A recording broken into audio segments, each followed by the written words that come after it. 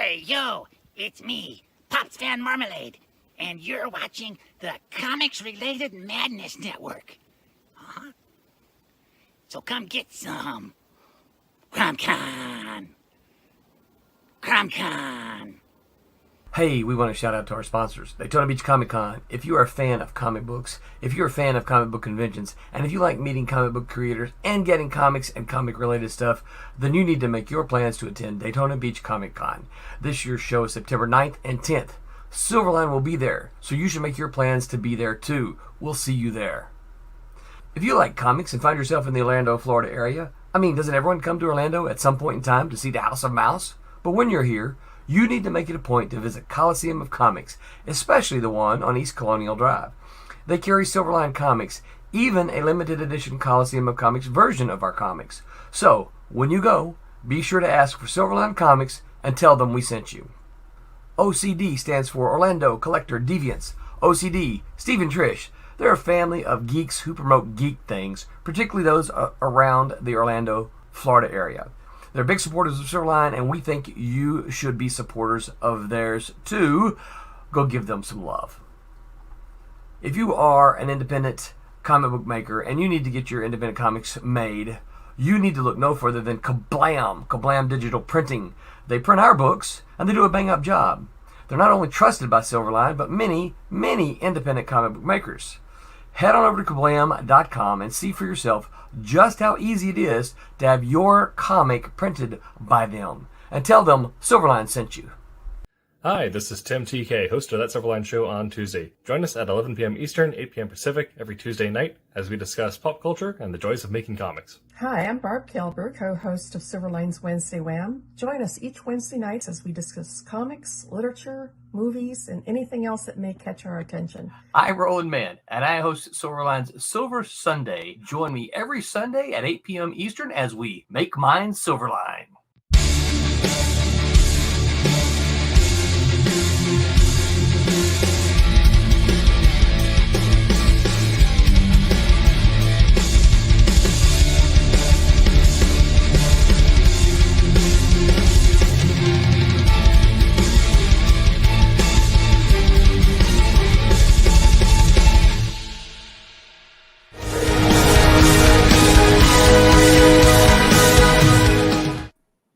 Hello, Internet. Welcome to That Silverline Show on Tuesday. I'm your host, Tim TK, joined as always by David Rios. Hello. Jose Fuentes. Morning. And Cassisi Harris. Hey, everybody. And tonight we're going to be talking about how you go about collaborating on a comic, the steps you take during the conversation before, during, and after, things to look out for. Probably some also talks on contracts and independent scene, and also probably talk about on the differences on what the communication and team looks like if you're independent versus working for a bigger publisher. As we have kind of a wide range of experience here. I'll also cover different steps of the independent process, what it looks like when you're first reaching out to someone if you're first getting into it, as opposed to now when you actually have contacts in your Rolodex or phone contacts system. What Rolodex is this old thing, and it had a bunch of cards in it, and it looked like a fan. Just trying to help you out, Tim. Yeah, Great. that's kind of explaining like a newspaper. It's like your phone, but in paper. Right. Yeah. So that's will be our conversation for tonight. But first, let's break the ice and learn what everyone has been reading, watching, or playing this week. So I'll start with David. What have you been reading, watching, and or playing? Just some of the, just reading some of the Powers of X, Fall of X, Nice stuff. So that's just been what I've been reading. Haven't been playing anything, just work and that. So that's it. That's right. Okay, Cassisi. So the Savage Avengers, Nice. and the Cosmic Ghost Rider, the one with Frank Castle, where he tries to where he kidnaps baby Thanos. Mhm. So just rereading those. Yeah. Cool. That is definitely a weird storyline. Yeah. Yeah. Cool. All right. Jose. So I started watching Letterkenny again, which is a Nice. funny Oh, Canadian. so good. Yeah. That was funny enough. That was suggested to me by Peter Mhm. Clinton. Okay. I could see Suggested that. to me. And that, and I started just going over some of like the other books, like trying to catch up on some Detective Comics that I collected, but because I missed a few here and there, I don't like to read it if I don't have the whole storyline, and I don't want to go out and buy the trades. I like my floppies, so I've been just trying to catch up on some Batman stuff, and because Batman's cool. Well, Clayface is cool. Mm. Red Hood is cool. Yeah. Batman's out. That's fair.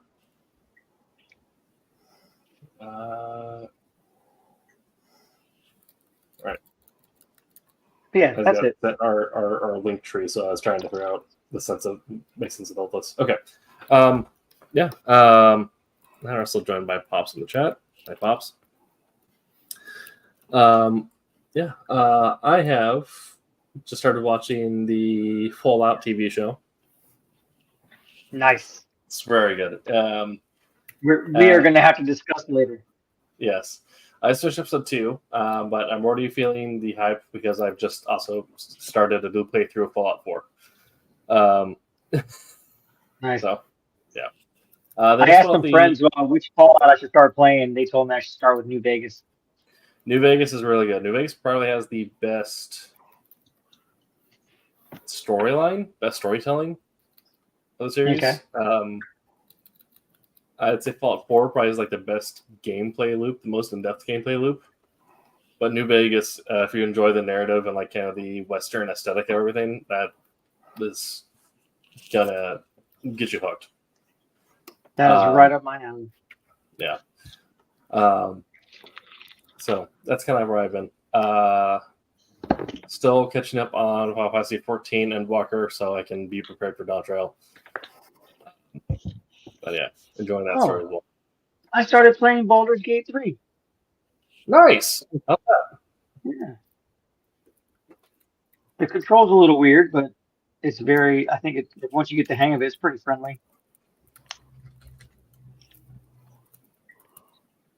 Yeah. I won't comment on what I think of it yet because I literally just started.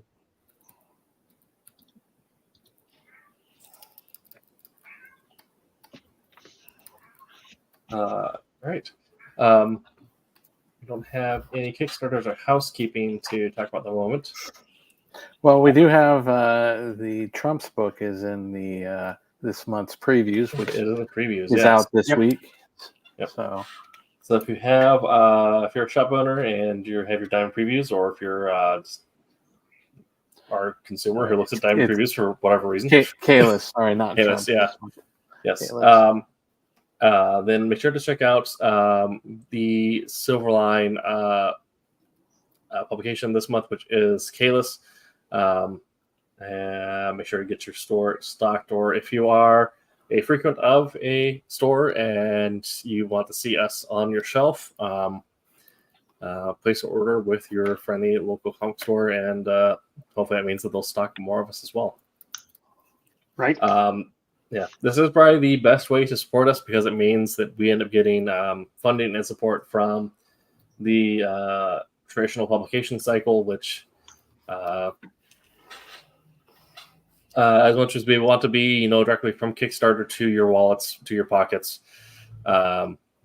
without any middleman, the traditional store model still exists and is the best way to get us in front of new eyes. So if you want our readership to grow and want more books from us, let your store know. Right, and that's good for your store. You're getting independent creators into the store. It's good for the store. Absolutely. And if you're weren't planning on making a stop by your store soon, you should tomorrow because it is Free Comic Book Day. Saturday Saturday is, but yes. Saturday. Yeah.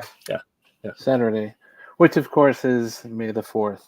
Mhm. I don't know why they decide to have that. I think on it just Star fell Wars that way Day. because isn't Free Comic Book Day is like the first Saturday in May. It's not a set day, right? Yeah. May the 4th is. I think it just kind of fell that way.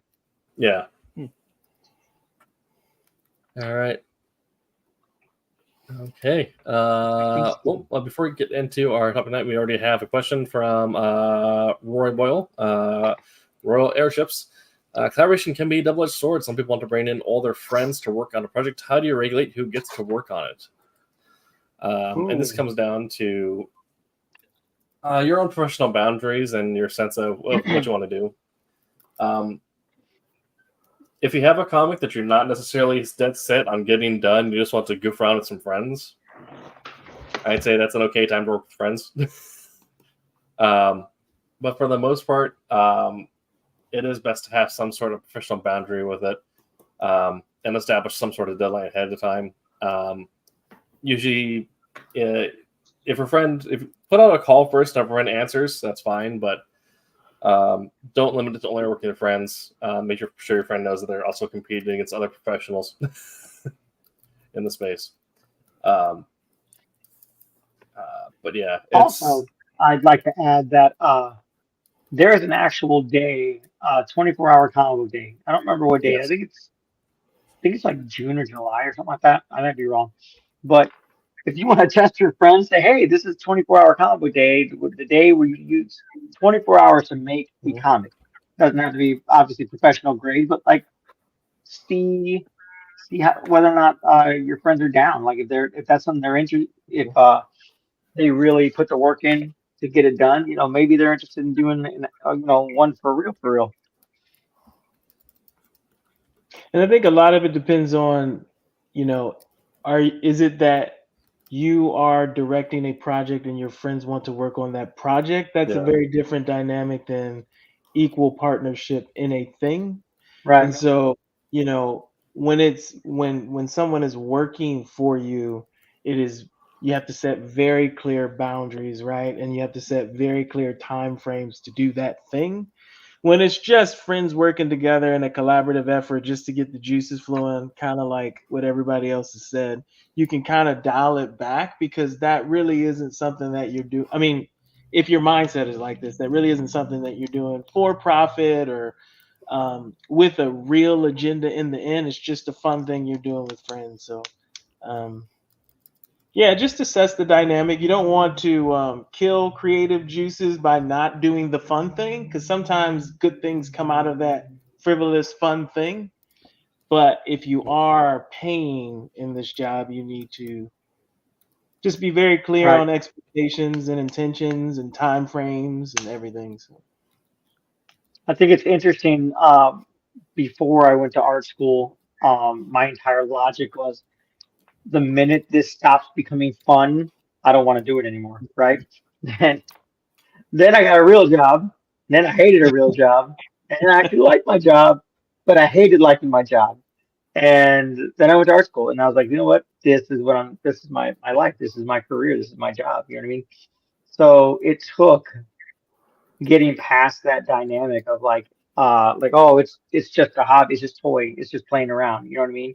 Just like, hey, I might actually be able to do this on the regular. So I mean, for me, that's what it took to figure that out. And then, like I said, figure out going to art school and meeting friends, talking to people, like collaborating on like projects in school, and then collaborating on projects after school. You know what I mean? So it's definitely a different dynamic when you realize that, hey, this is kind of what I like. This is kind of what I want to do.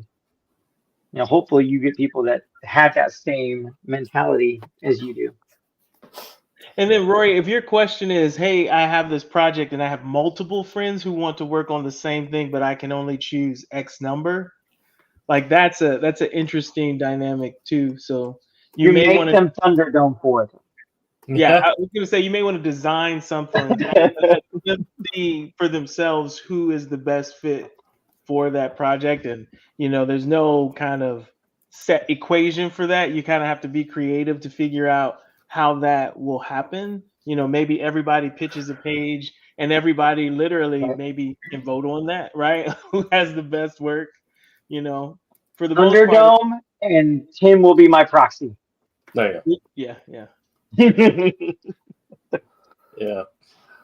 I did see something kind of set up similarly for like specifically the purpose of wanting to work with friends someone made in the space, which was they put together a essentially a collection or anthology, and they told their friends, all right, you each have 3 months to submit a piece. If it's not done, you're out of luck. But this is me wanting to work with all my friends by getting them all to submit a piece to this one thing that we're going to put out together.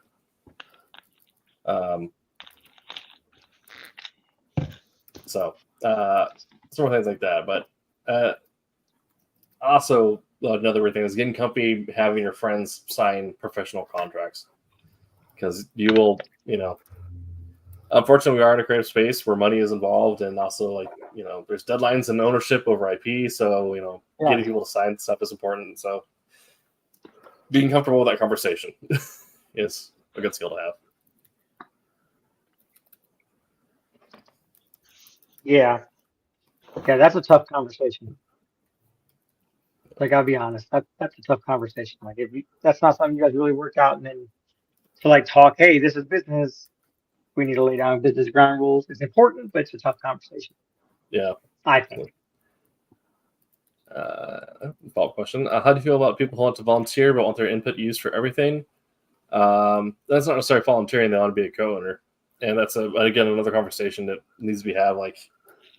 I understand, if you're volunteering to do a task on this, and that's great, but if you're throwing a fit because we're taking different directions, then you're not a co-owner. So if it's going to be an issue, then unfortunately, we have to ask you to leave the project. That's learning how to fire friends is also a weird skill to develop, but in amorphous creative spaces, understanding what is a matter of creative differences and how to resolve that amicably is very important. Because ideally, you don't be able to let them go, but still wish them the best in their next project, because it was a matter of they want to do something else, and you want to do something else, and the idea is just for meshing.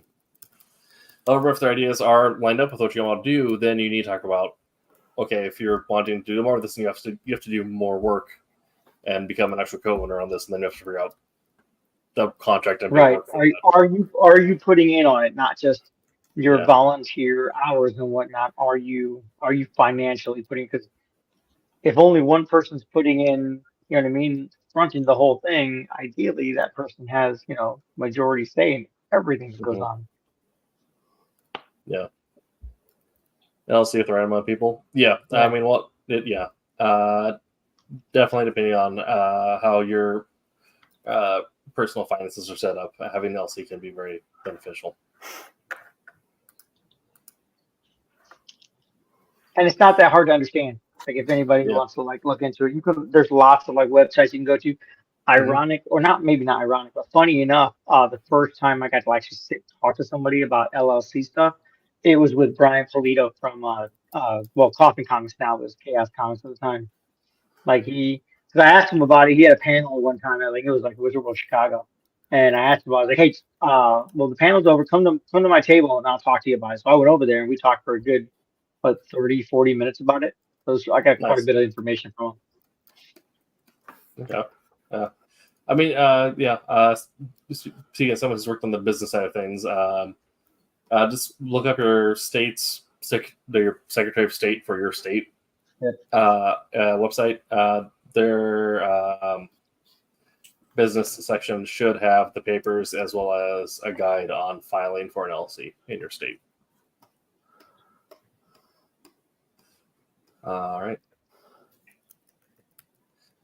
Okay. Well, we got some audience questions out of the way early. Again, this is going to be more of a less of a walkthrough style session like the last couple of weeks. So if you have any questions in chat, make sure to share them. We'll get to them in time. We might get some right away, but that's because we're in the middle of a conversation. Don't want to interrupt anyone's flow. And if you are listening to us after the fact on iTunes, Spotify, Google Podcasts, any podcast service around the world and want to join the conversation live, head on over to YouTube or Twitch, look up Silverline Comics, and subscribe. You can get in the chat. You'll get notified when we go live every Tuesday, and you can participate in our conversations there. Okay. So, I mentioned at the top of the show, we all have worked in comics to different degrees and have had different levels of collaboration involved in things, and different team sizes, different team structures, things like that. So to open up, we'll kind of rehash some stuff we already have traded before in previous episodes, but just to reiterate, we'll go over kind of where our experience is. We'll start with Cassisi, since you are probably the newest in the comic book space. So kind of talk about where experience has been so far, what kind of teams you've worked with, and how you've gone about working with artists or hiring artists. Yep. So besides Silverline, which has its own, pool of artists, right, editors and all that stuff, working on my own projects, I typically have to source like the artist, right? And so I have done both via social media like Facebook, maybe DeviantArt, to try and find an artist, right? I find that I have the most success in a freelance site. And mostly that's because there's like a whole bunch of pros to it. I can see a portfolio very easily. I can assess whether or not that art style is something that I'd be interested in.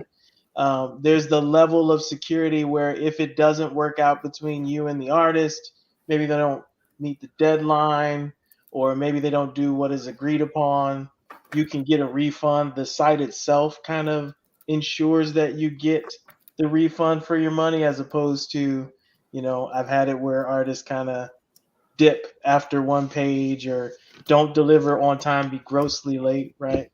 And so a freelance site can help you get through those growing pains a lot easier than going independent. Now, the converse of that is the artist doesn't get the full amount, right? A lot more is taken out in a freelance site. So, I have had good results as a newbie sourcing both a colorist and a penciler and inker from that type of venue, right? And just avoid the scams. I know a lot of people on both sides could possibly take advantage, right? A lot of people may want, reverse Google image search is your friend in some cases. Yeah. When you're trying to source artists, right, who are saying portfolio, you ask them, well, have you ever done this type of stuff, right? And they respond with some pictures, right? Doing due diligence, the more you get away from a freelance site will help you avoid some possible pitfalls if you're putting your own money on the line, right? If you're not, that's a whole. I've never been in a situation where I've had the contract where we agree on future profits, how to divvy that up. I've only ever paid artists right up front, so, or for the work that they're going to do by a page rate. So that's where I am, right, in comic development. And it's worked for several comics now. So the good thing is you get to work with artists routinely, so you develop that kind of teamwork there. Traditionally, I have my go-to people now for colors and for art, so that's a good thing.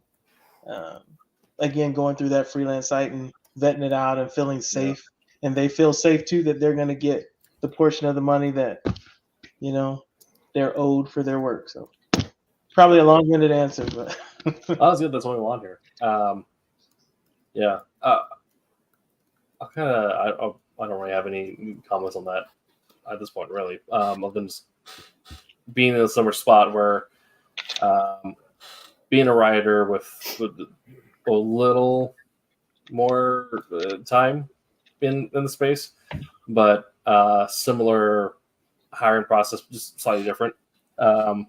If you're working in comics and are a writer, unless you develop the skills to illustrate your own book, you are going to be, required to hire the aid of an illustrator inker and colorist, or someone who does all three, or if you at least learn how to letter. If you're a writer, I'd say that much. Like, try to save some money somewhere. Yeah. Yeah. Agree. Yeah. Yeah.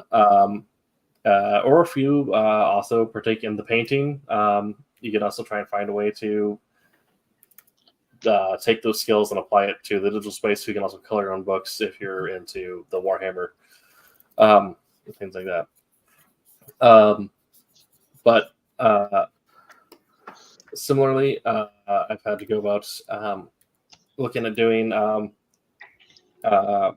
help from artists after I've completed the book essentially, and then get help from artists complete it. I've actually never had to pay for an artist page rate myself, because I went straight into paid work with Silverline, and Silverline helped with that. But when and before then, talking about collaborations, I've mentioned before, I'll keep on talking about this until I die, r/comic book collaborations or comic book collabs, the subreddit. It's a really good place to find other people in your area that may not be looking for a page rate. They may be looking to get a split of the proceeds afterwards. And again, like CC already said, you want to do your homework, like reverse image search their portfolio, Right. Get that contract out to them before you really do anything. Even if you don't necessarily want to hire an attorney to chase someone down, just having the contract written somewhere is usually enough to scare people into behaving. And put a clause in there saying, like, if you fail to turn in pages by this date, then you forfeit your rights to whatever, and it's going to go to someone else. Things like that. But that's kind of where those skills for talking friends, build those skills by being grumpy with strangers. Because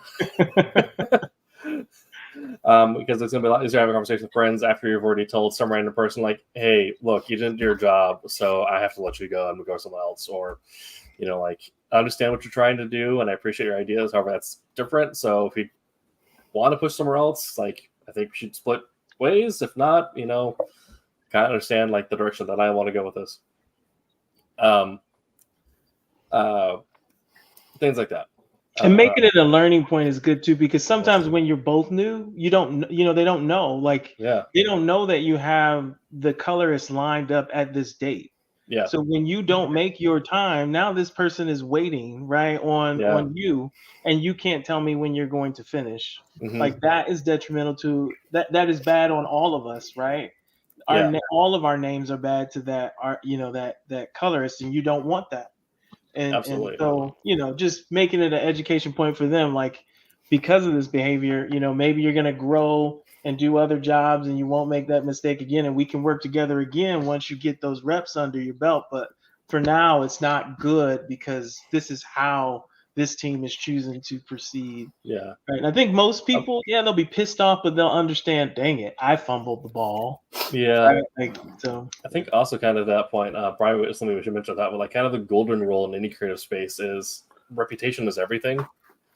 Like, we'll approach everything you are in the space with the idea of you want people to leave you're working on your book thinking you're a fun person to work with, like you're good to work with, because that's going to lead to more work down the line. As a writer, as an artist, anything like that, if the people you worked with go like, dang, that person is great to work with, when they talk about working on a book with their friends who are also in that space, they're like, oh, I got really good sense about this name, like I have a good personal recognition for this name, anything like that. So approach every conversation with the idea that you want to be someone that people have a good feeling working with. And sometimes it is, being a little stern on some things where, the colorist will be like, yeah, we had an illustrator who flaked, but the writer stepped in and got it back under control. So things like that.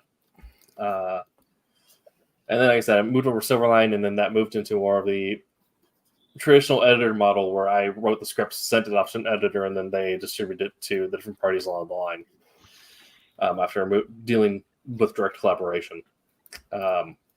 And so that is a wildly different process than just trying to wrangle every freelancer yourself or trying to handle every collaborator yourself. It's Much easier on my brain case because I only have to deal with Roland for the most part.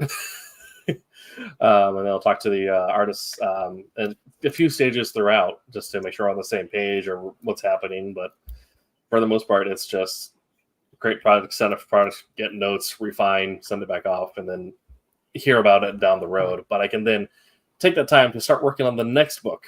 Whereas with a traditional, like a more independent collaboration model, you're probably going to be involved no matter what your job is the entire time. You're going to have colorists while you're talking on the script. You're like, this panel looks weird. Can you please rewrite this panel? Or explain it. I've done that. Like, explain to me what is going on this page. Like, I don't understand. Yeah. Like that one, that conversation has been had. Yeah. And I don't know, I'd say on one end, we got pretty lucky, Tim, because El Jefe is pretty chill as an editor. Definitely. Yeah.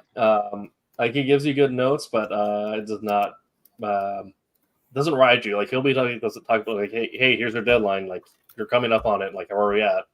But he's not he's not trying to micromanage. He lets your creative juices flow, which I appreciate. Jose, you're kind of next in our totem of seniority here. So I'll let you kind of talk about your experience as an inker or illustrator in comics. I mean, I collaborated on a few books before I went to art school. They weren't my books, you know what I mean? But it was something I was asked to help with, and I have a particular inking style, and sometimes pencilers and inkers don't get along. Like that's, I know the dream is that you know everyone gets along and just like everyone jives just perfectly right out the gate. It doesn't always happen like that. So I've actually had a situation where like it didn't go well. It didn't go bad, but it did not go well. So I mean, but I didn't let that. That was one of the first experiences I had, and I didn't let it tarnish me. Just I know that there are creative people, and like now, like you know, I'm sure maybe things could happen, but I definitely learned that I have to be able to take what's suggested to me and not just make corrections as I see fit. Definitely ask questions. Like I know with Angela, there's a couple spots in Cat and Mouse Vipers where I had to ask them like, what if I did this? Like, are you okay with that? Because I mean, it's going to tweak that part of your art a little bit. Are you cool with that? And so far, every time he's like, oh yeah, go ahead and do that. If it's something that you think needs to be corrected, like definitely just let me know. I'm like, cool. So I mean, I've really had kind of both sides of reactions from like, you know, collaborating with people. And I've done the, hey, you know, you'll get tons of exposure. I'm like, yeah, exposure is amazing. I'm like, I'm not a roll of film. And then, you know, I've had people where you know, me and, you know, someone else, we collaborated with someone to like do stuff for us. And it, you know what I mean? It worked out. Sometimes it didn't. You know, I had an artist lined up for a book I was creating, and he fell through just because, not because like he ghosted me, but like he had a lot of stuff and he was like piling too much on, and something had to give. So, but I mean, I think as a whole, my experience with collaborating is actually pretty positive. You know what I mean? Like I said, there's a couple spots here and there, but as a whole, it's been pretty positive. And, I think a lot of that stuff's like communication. Like you have to communicate with your creative team. Yeah.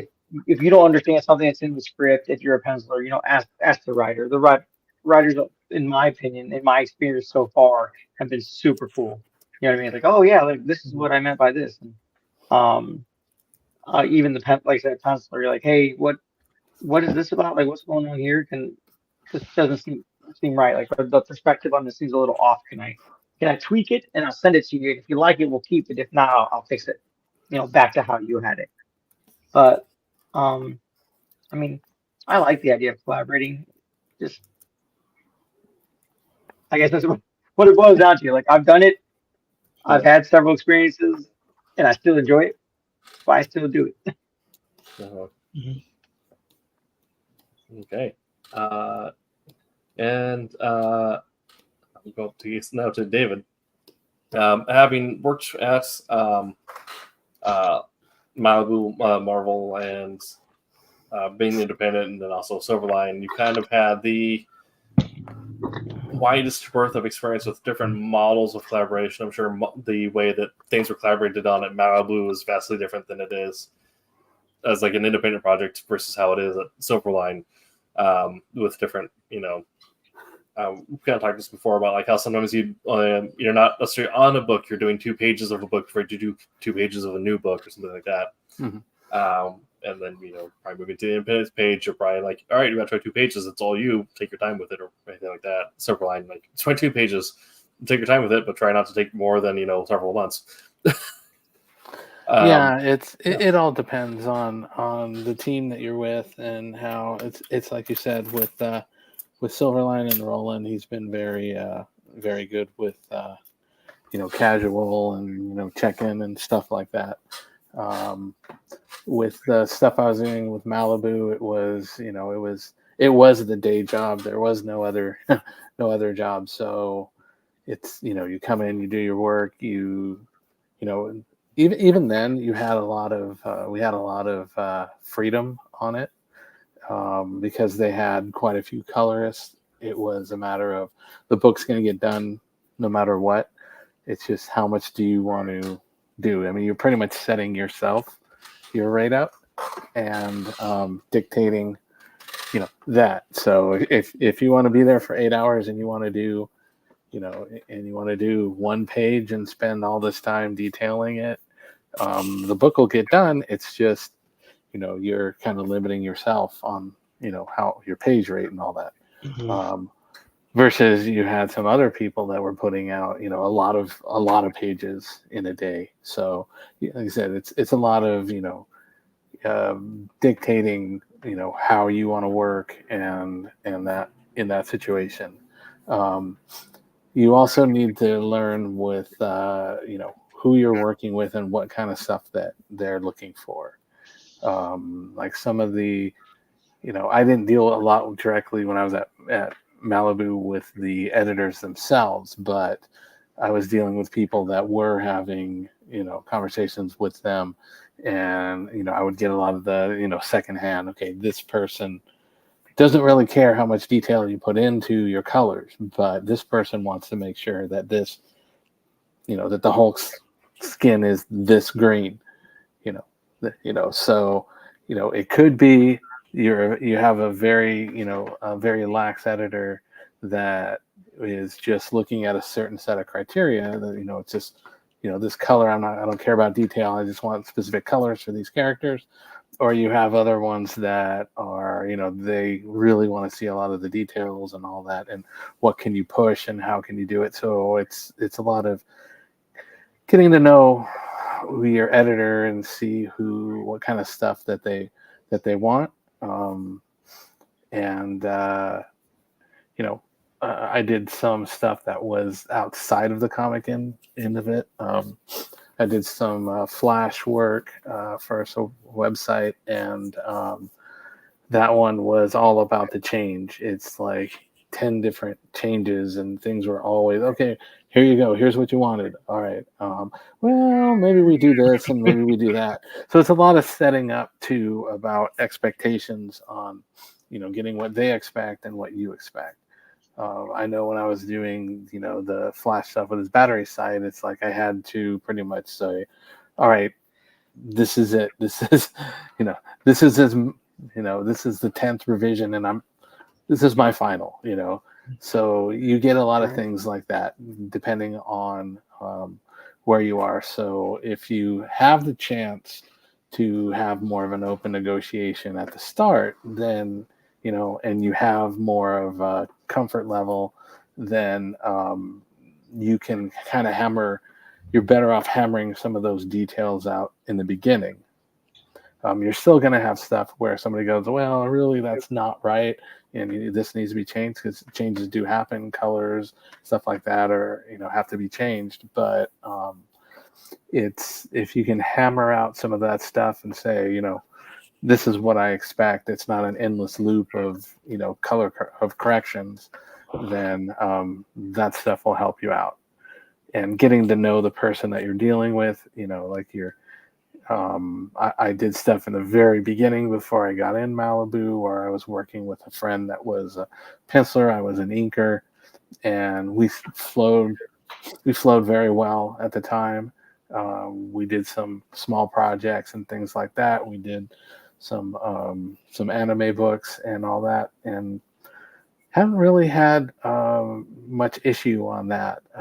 Everything was pretty good as far as scope goes.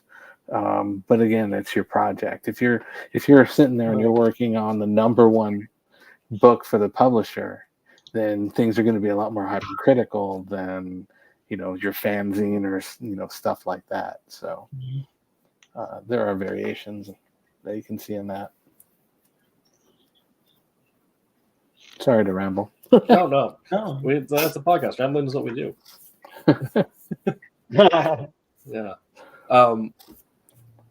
Sorry, I've had some family emergency messages that I'm responding to. Yes. Tell them yes. Put extra butter on the popcorn. Yes. Exactly. Well, they're violently lactose intolerant. I don't know how that would work.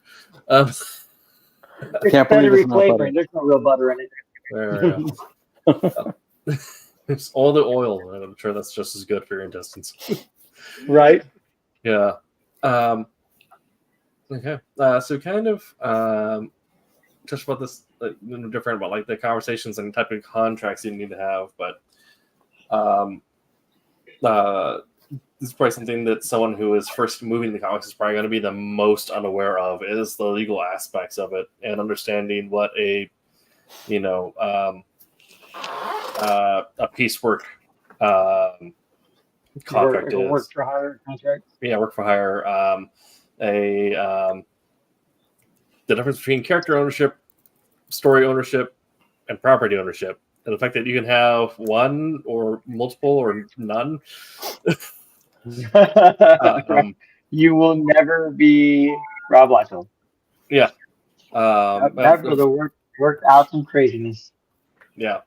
And I mean, I doubt anyone's going to get some of the contracts we saw in like the 80s and 90s where you'll walk away from Marvel owning the design for Venom. Right. Yeah. And the weirdness that go in there about like, you can still use the design because they own the property, but that artist can then redo those prints because they own the character. Yep.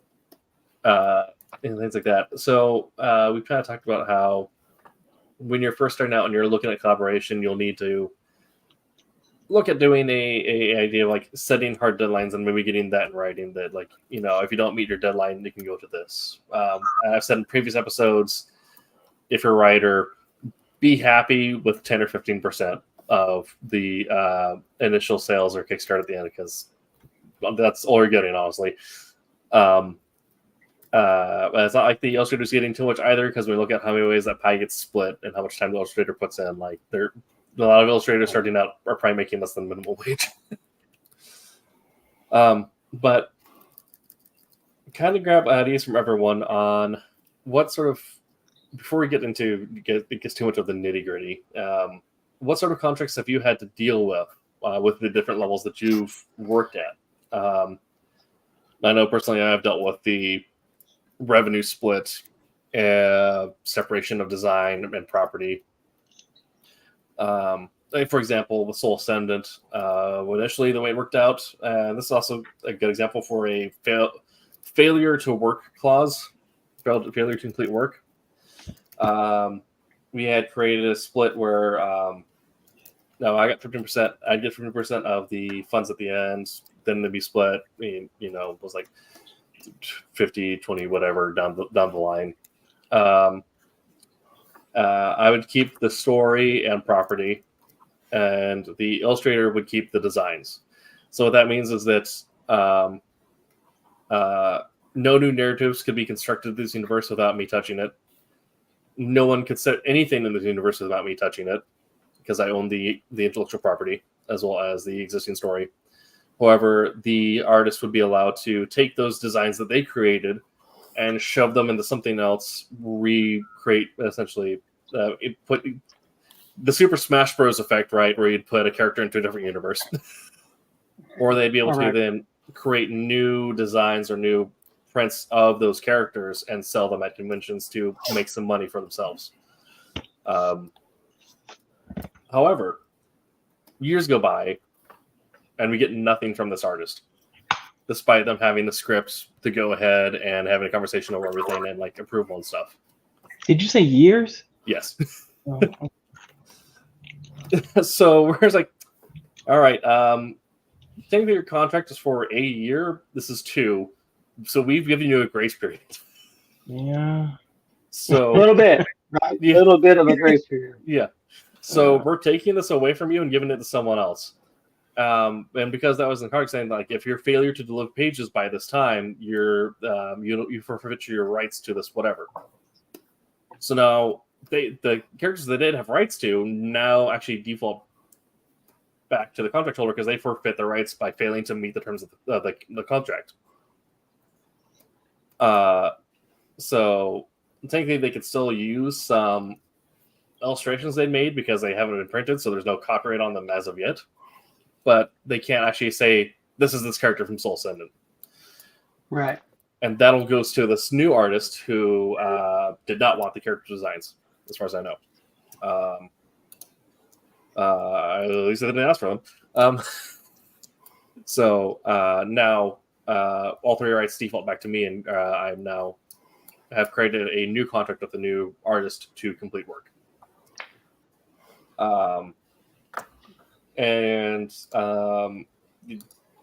Thankfully, that's part of a contract that like Roland helped work out because at this point I was working Silverline. If I was doing this independently, I'd have to make sure that the contract that I had consulted with a lawyer or had like managed to draft and get vetted, which just pay a lawyer $15 or whatever they're. Because a lot of them don't even like have an hourly person; they literally just pull a pre-made thing that they have on their file and send it to you.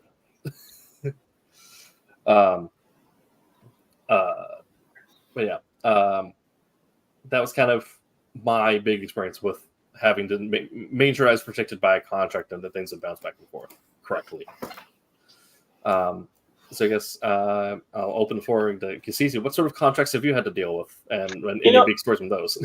I really don't deal in, at least to this point, I haven't really dealt in contracts per se. And again, that's a part of going to a freelance site, right? Things like the time frame in which they have to complete the project, all that is like upfront, right? Yeah. Whether or not you have it for commercial use, you kind of, most people have different tiers, and if you pay for full rights to it, including the source files and all that, that's what you get in the time frame. So I haven't dealt in the side of it where we draft up, contracts to establish rights to which portions of the property and all that stuff. I don't really have experience in that yet. But I haven't really pitched anything for revenue yet.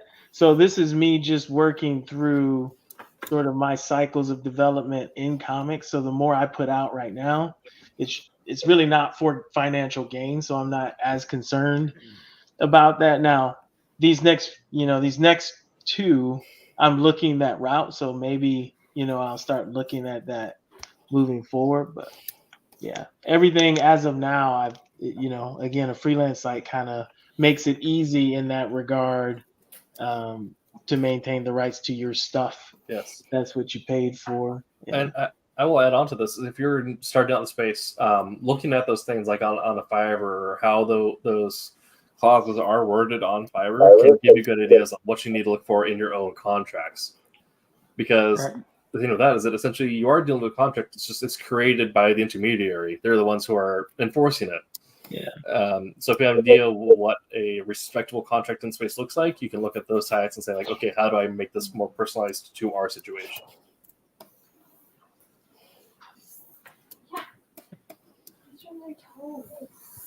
Okay. Jose, if you have any thoughts or contract experiences that you want to hit on.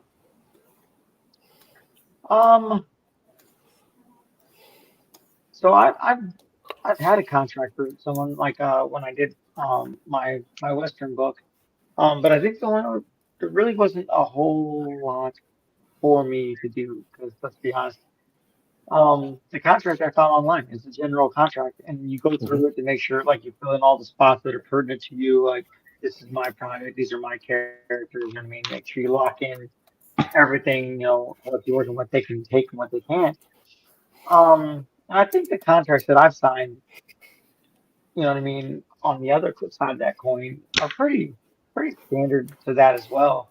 That was kind of my basis, signing those contracts was kind of my basis to what I wanted in the contract I had for someone.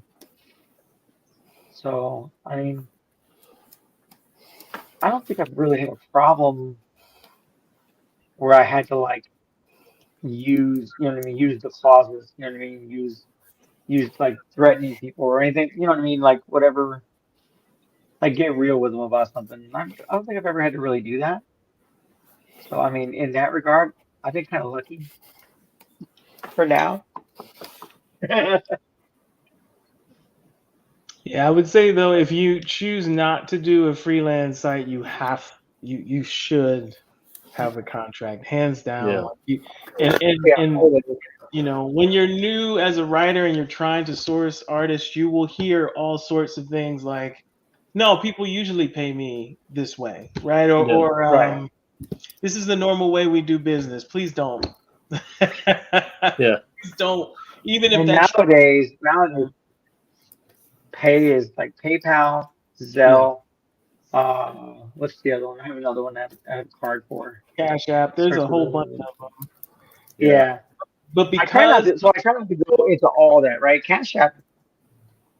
Too many confuses me.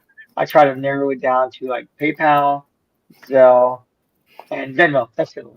There you go. yeah, I just that. Like but at the bare minimum, you're going to use one of those. Yeah. but because payment is so easy in that way, that's why you have to be Now, right. Your money will fly away so fast if you yep, are not diligent about protecting yourself in that regard. right, Yeah. Right. So again, that's why I'm very comfortable using a freelance site, and I will even accept a lower tier of artists perceived that way, because I have like the added protection of what comes Hmm. with that, and what they display and the reviews that are left on that particular artist, as Yeah. opposed to something brand new and so loose and you're so disconnected. And remember, you're probably, if you're in a new space, going to be working with people who aren't in the same country. You know having those protections make it comfortable for not just you but them too, right? Hmm. So right. yeah, if you're not going to use a freelance site or something that has that other layer of protection, you need to make sure you're doing with Tim and Jose Yeah. and David will Yeah. say, we just get that contract, iron it Yeah. out. Yeah. It's super annoying, but if you are dealing with someone who's in a different country, look up Yeah. how they have to have contracts enforced. Yeah. In the U.S., Right. it's usually just 2 signatures, ideally with a witness or 2.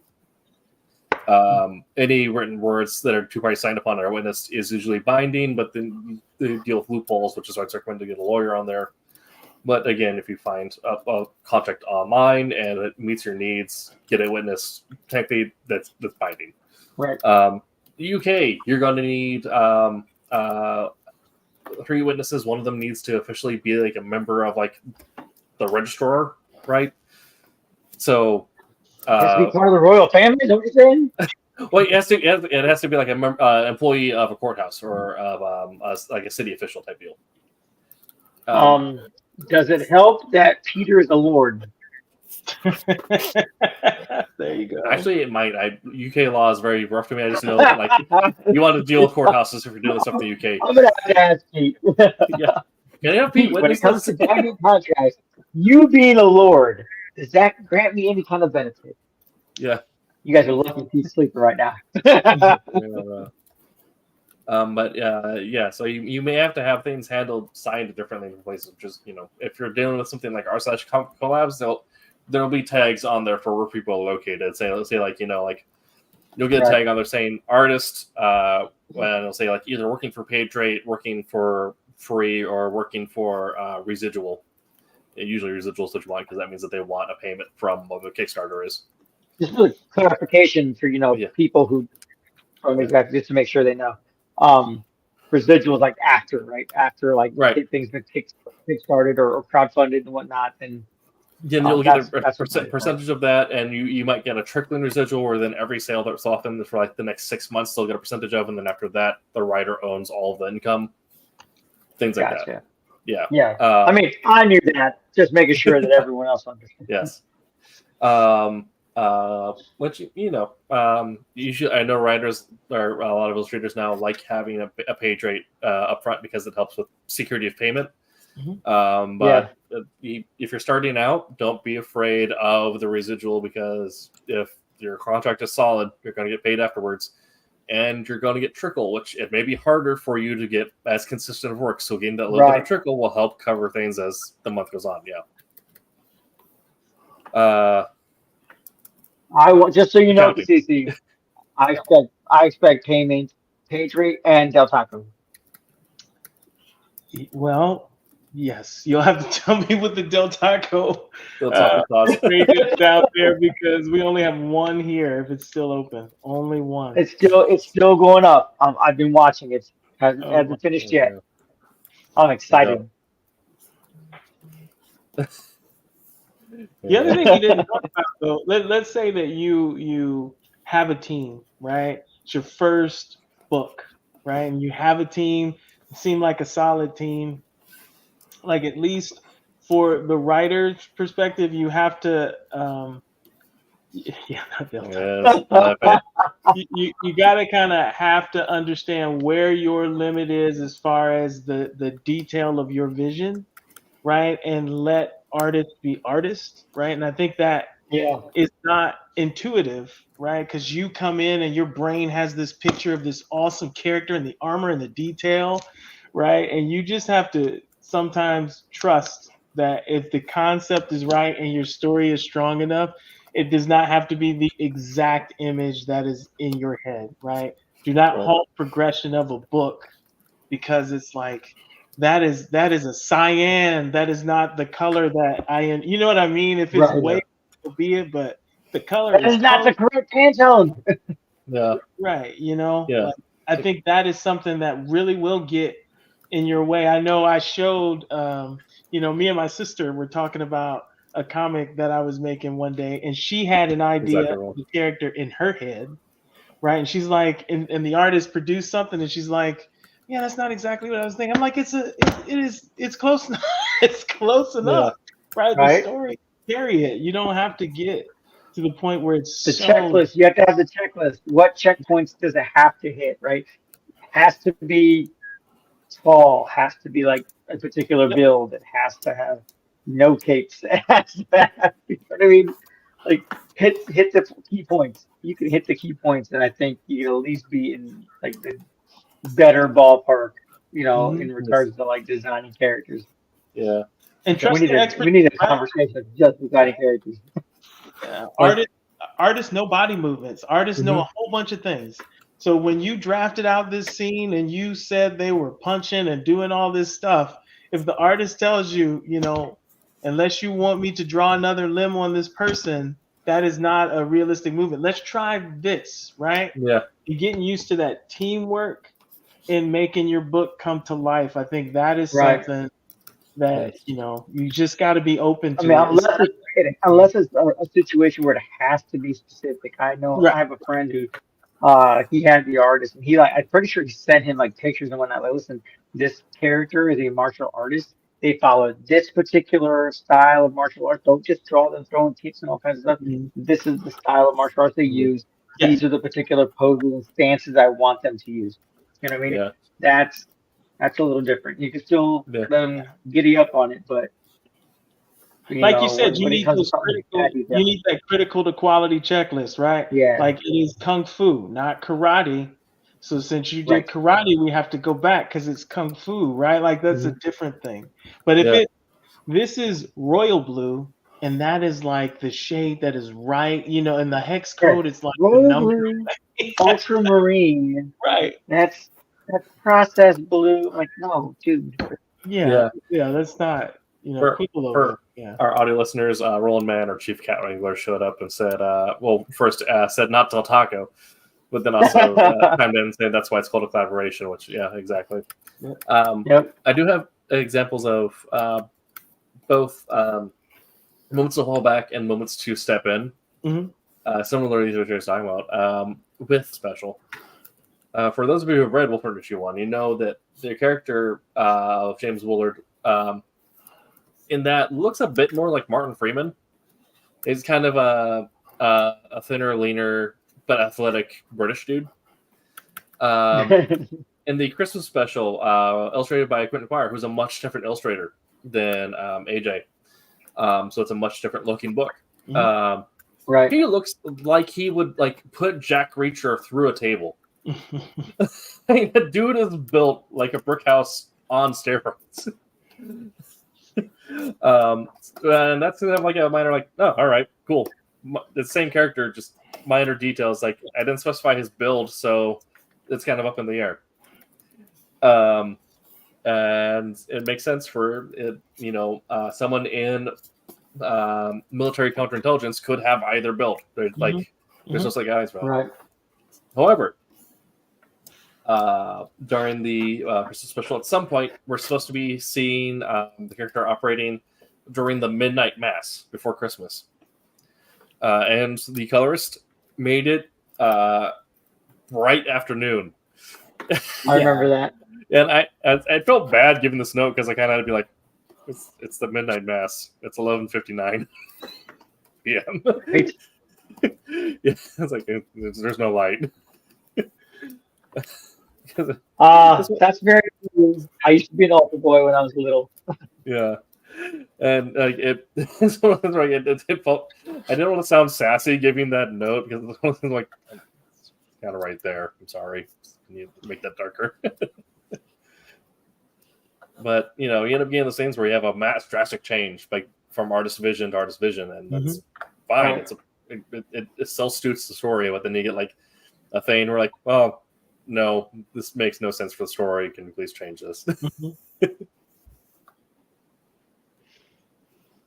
Okay. Yeah, I remember doing that. I was coloring a book, and I was told like afterwards it was like, "Oh, this is supposed to be at night." Like, oh, no problem. Lasso my plan. But I've had to do that. Yeah. Okay. It happens. I mean, like I said, communication. Yeah. Communication is everything. David, do you have any experiences with contracts of different qualities or intensities that you have, like stories or experiences of that you can speak on?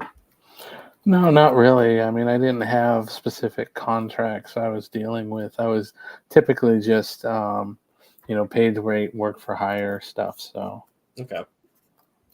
So even with Malibu, it was kind of whatever got thrown your way, that's what you're working on. Yeah, pretty much what was available. Okay.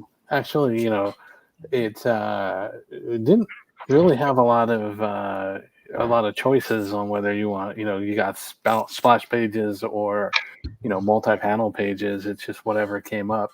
You could always, if you request stuff, but typically with there, for example, there were a lot of like team captains, and you basically would always work with your team captain. So your team captain would generally know a little more of your strengths and weaknesses because you've dealt with them a lot. So they may turn around and, there may be something that has some kind of an energy effect. And, you may be somebody that's really good at, doing energy effects and light effects and stuff like that.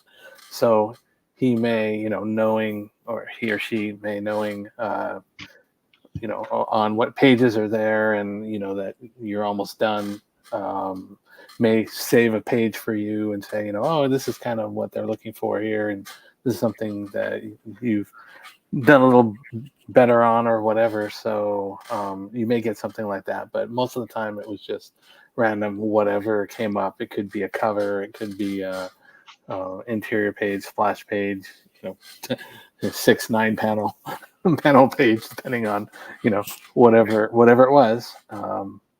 But it'd be fun when you'd get like some of the either the splash or the double page spreads. Like I did this one X-Men book where it had the X-Men were playing basketball or volleyball or something, and right over the top of the double page spread you had a picture of Cable's head, and then you had a big sentinel that was flying overhead, basically coming down. So you get something like that, then you would go through and you like when I got that, I just kind of went to town on it and tried to put as much detail and things like that. So total random, what you get and what they're looking for. So Question, Dave. When you did coloring for like Malibu and then later on Marvel and that, was it like coloring from home, or was there like a bullpen? Like you guys all went like a whole office to go work at? Oh, it was an office. It was an office in Calabasas, California. Yep. Okay. How did that work? Like how did it work with all of you guys working together? I mean, did you feel like in regards to like collaborating with each other in like doing the different pages, coloring the different pages, like the team doing pages? Did it seem less stressful having people there to be able to like bounce stuff off of and whatnot, as opposed to working from home? Well, you definitely had some people that you could talk to. I originally was on the night shift, which is where I met Roberta, because she was also on the night shift. And from there, you'd have small teams, and by that time you're coming in, most of the editors had gone for the day, the in-house editors. So it was very collaborative. People let you do your stuff, but we're always welcome if you wanted to come and ask something or see what somebody was doing. It was always typically a dark environment. Just there weren't there was a lot of like centralized light. Everything was gray tone on the systems and all that. So it was very collaborative, and there was a lot of competition with the people for how they could outdo each other in either how they did their desks or how they did music that they play. I'll tell you that I have listened to some of the weirdest music that I've ever heard. In that, it was fantastic. I learned he would have like one day they would be playing Shonen Knife. I don't know if anybody's familiar with that. It's a very Japanese pop band, very fast. And then you go in another day, and it would be somebody would be playing William Shatner's, and Leonard Nimoy, when I was 21, just this whole theme. So you had a lot of collaboration. You had a lot of that. Eventually, I moved over to the day shift, and I basically at that point spent all day and most of the night there anyways, but because I knew other people on that. And there was a different effect there. There was a lot more structured, and there was less of that that playing around thing, but there was still a lot of collaboration. There was a lot of people that you could talk to, and you could see the editors that were in at that time. So yeah, there was a pretty good learning experience. I got a lot of my like free art, free thinking art stuff more in the evenings, just because it was a lot more casual. But yeah, you just go around, you look at people's stuff and see what they're doing and what they're excited about. See if there's some stuff that looks good, or people come over and look at your stuff. So yeah, there was a lot of that in that sense. But as soon as I left, Malibu Marvel, yeah, it's pretty much been by myself. So Right. I was just curious. Trying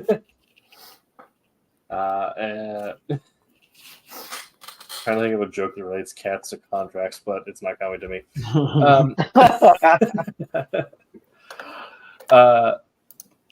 Yeah. Because his cat tells you we don't joke about such things. Right. Okay. Well, you can kind of now, I guess, at this point in our last 20 minutes or so, talk about the communication that's going to happen during a collaboration,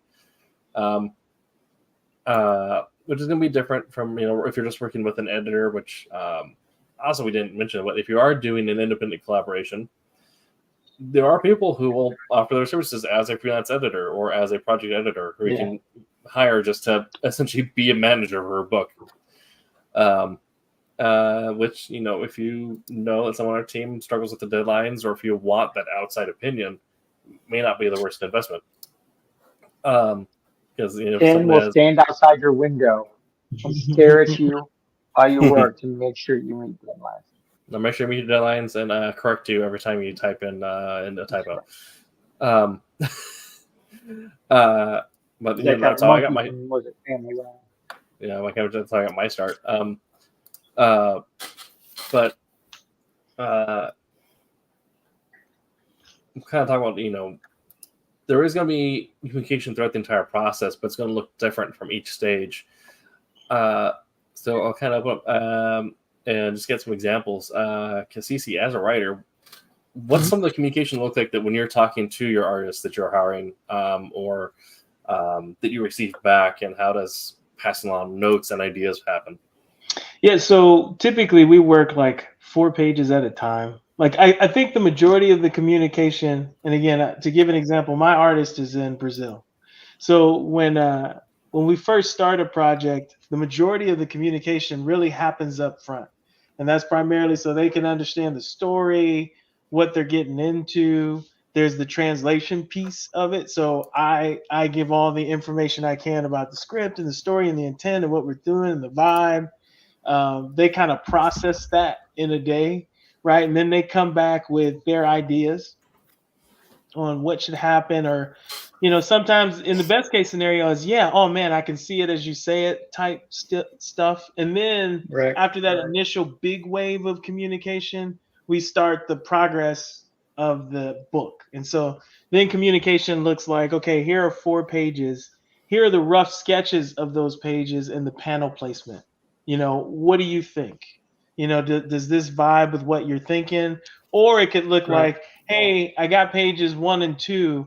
I think I need to break page 2 into 2 pages because of the actions in that and the panel count.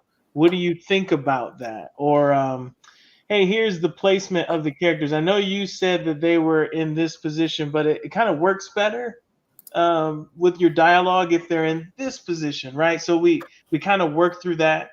And then after that wave of communication, here's like the closer to the final project as far as the pencils are concerned. Here's, close to the finished product. What do you think?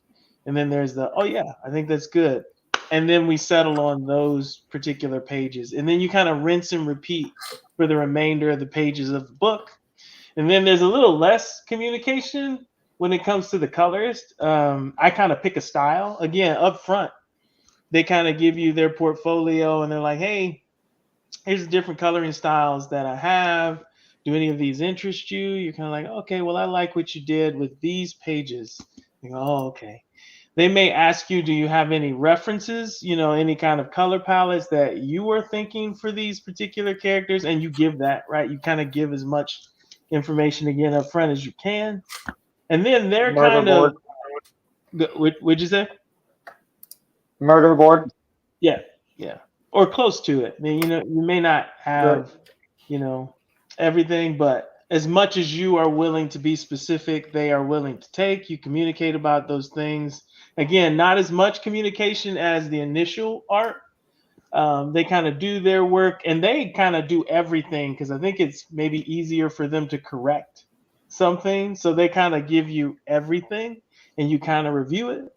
Any kind of tweaks necessary. If there's not any tweaks necessary, you kind of take. And then I typically letter, so there's no communication in lettering because I'm just talking to myself the whole time. But that's kind of my flow as to what happens, right, when I make a book. And again, the majority of the communication happens on the front end when you first get to the initial art, like understanding, what that style is, what you want to do, what the pages really look like, because that's kind of like the foundation of the book. So the most communication kind of happens in that realm, and then from there it kind of tapers off. But. Kind of similarly, my issues on the front end, talking with the artist on like the initial designs, the general vibe of the project, things like that. But then communication will then kind of bounce around and usually be handled by the editor that project that we're working on, where they'll be handing notes back and forth as things are working on, because once the script is done, unless something is like super pressing and things be changed, I'm kind of not really contacted, but it's usually they're saying like the editor will forward the script and like, no, this isn't right.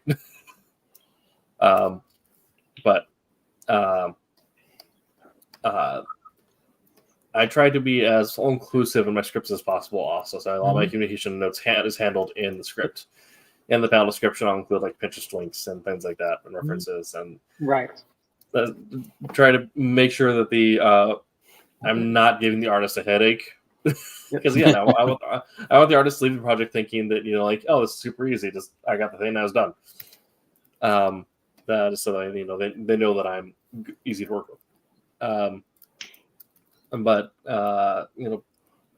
occasionally I'll have to answer a question like, and if an artist has an idea on how to change things, like I'm usually always willing, because it's the artist has a better idea of how the panel flow is going to look like, or how it'll look if we change the way things are presented. Or if our artist is like, hey, I'm going to go insane with this. I'm going to do a 14 panel thing. We're going to do it as a fresco, so that's going to be panels and panels. Like, it's your hours. You do what you want. Right. Yeah. But things like that. But again, for the most part, it is mostly all that upfront communication, just establishing a theme, and then just minor things back and forth if things need to happen. But for a lot of books, I'm not really consulted past the training in the script to the editor.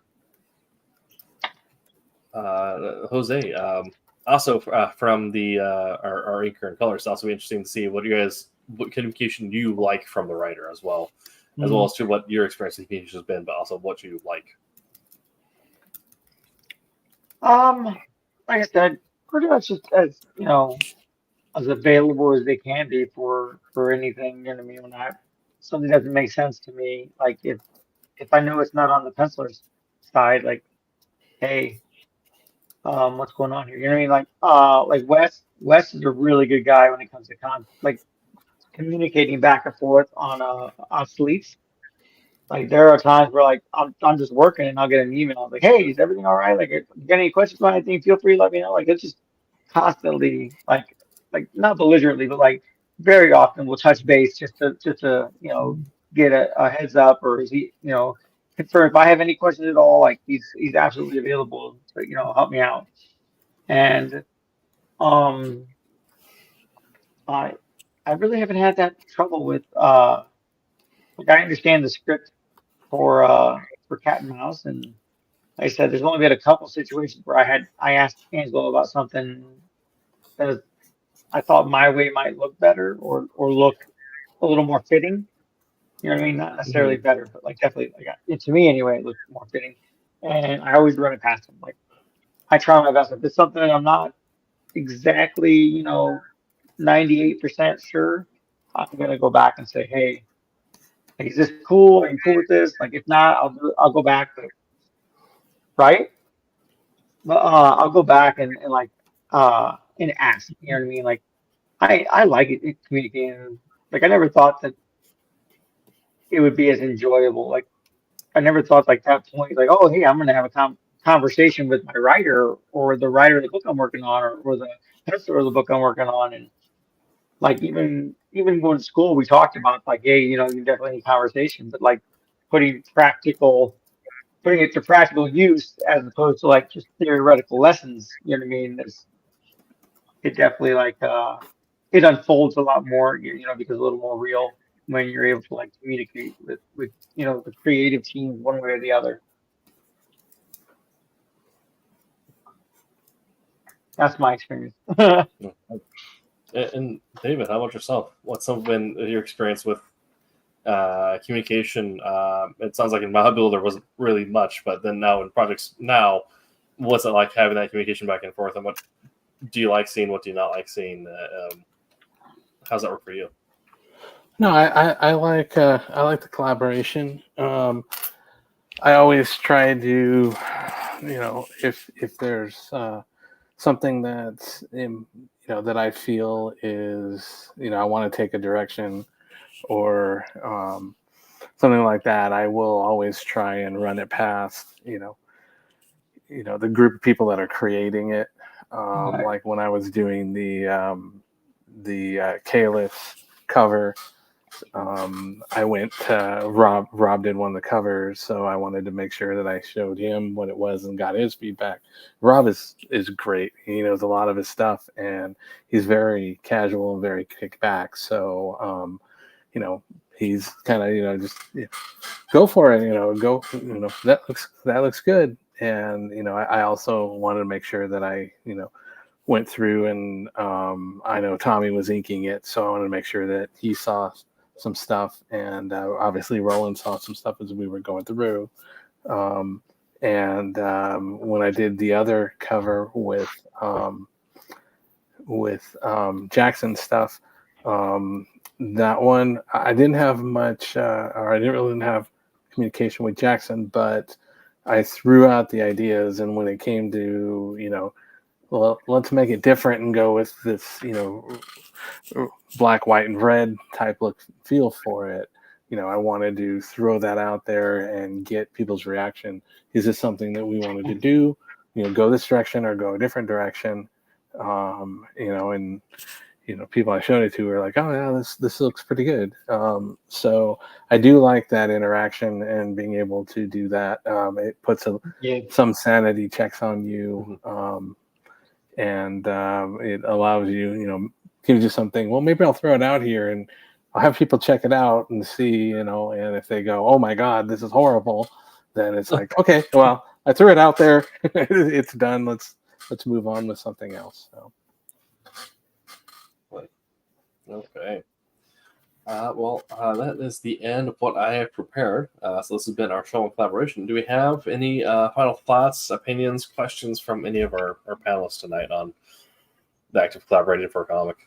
Just don't be scared. And if you're like a newbie, right, and you're just starting out and you need to get something done, realize there's nothing wrong with collabing. In fact, it's a great way to get started. But realize collaboration means that it's going to be kind of a give and take, and there's going to be a group that comes to decisions at points, and it's not just, you know, your baby that you control with a you know, a tight grip on it.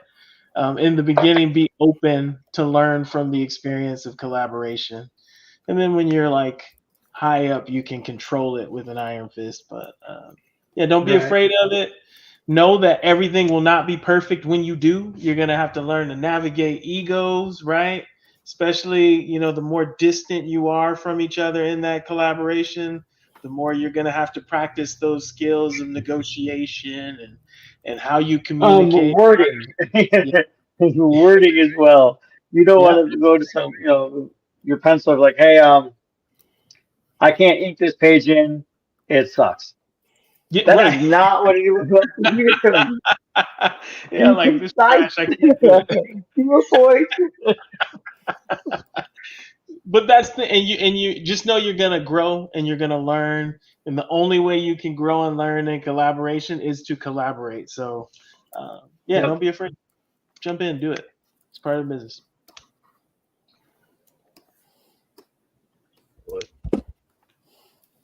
Okay. Well, I think, Jose, were you gonna say something, or? Oh no, I think Cassisi like really just nailed that one pretty good. Yeah, absolutely. Like I said, this has been That Sort of Show on Tuesday. We are currently have Kalis in this Diamond previews. So if you are a shop owner or go to a shop, make sure you get your pre-orders placed. If you are listening to any of these podcast services after the fact and want to participate in the conversation like others have today, make sure to follow Silverline Comics on YouTube or Twitch and be part of the conversation every Tuesday at 8 p.m. We are going to pull up next week's schedule to see what we are talking about next week. That is going to be art theory versus art in practice. Oh my gosh. So talking about, yeah, Big brain stuff. great stuff. Time to break out the MFA hat. But yeah, this is going to be talking about.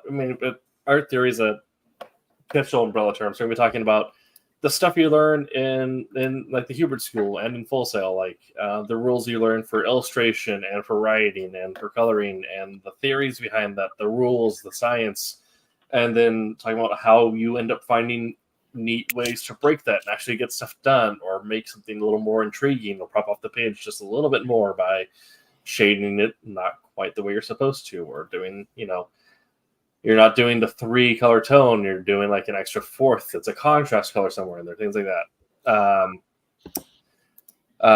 So we're talking about that next week. Make sure to check out Wednesday Wham and Silver Sunday, 8 p.m. Eastern time on those respective days. Make sure to come back and chat with us next week. Until that time. Wow. That's where my bracelet went. Cassisi took it. Hi, I'm Chris Olm. I'm the former editor-in-chief of Malibu Comics. Make mine Silverline. Wait a minute. Don't touch that button. I've got big news for you. You guys remember the book, Silverline Team Up? Well, number 2 is happening. It's happening. And we are having a launch party on Sunday for the regular Sunday stream.